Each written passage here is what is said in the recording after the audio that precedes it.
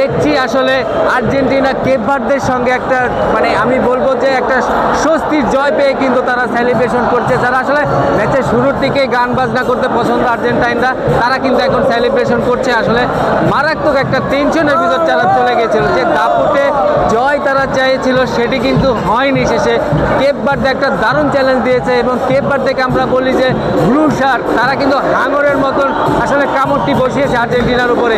But সবার শেষে কিন্তু রাতা সেই মেসি, কারণ তিনি নিজে গোল করেছেন, তিনি গোল করিয়েছেন।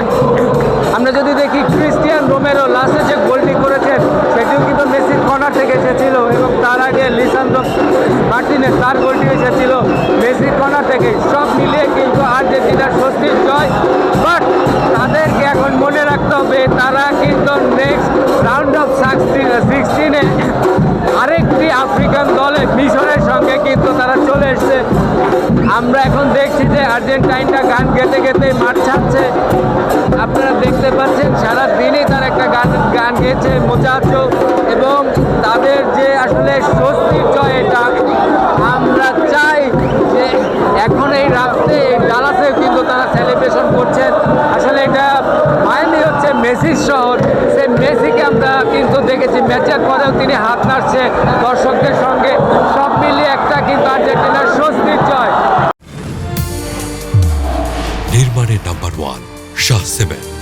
এবং আমরা যেটা বলছিলাম যে আপনারা দেখছেন আর্জেন্টাইনদের আনন্দ কিন্তু ফুটছে না, যদি তার ভিতরে একটা টেনশন ছিল। আমরা দেখেছি ম্যাচের মাঝে কেপ ভার্দে বারবার ফিরে এসেছে, তারা সবাই কিন্তু বলছিল, আমরা যখন নাকি বলছিলাম বাংলাদেশ থেকে এসেছি তখন সব আর্জেন্টাইন কিন্তু আমাদের খুব খুব আপন ভাবছে আর কি। তো আমি এই মুহূর্তে আমি মায়ামি থেকে এই পর্যন্তই। আর্জেন্টিনার পরের ম্যাচ আসলে একটা বড় পরীক্ষা চলে যাবে ইজিপ্টের সঙ্গে।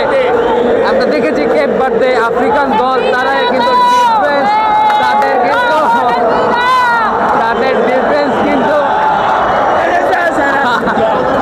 তারা ভীষণ আমোদে আসলে।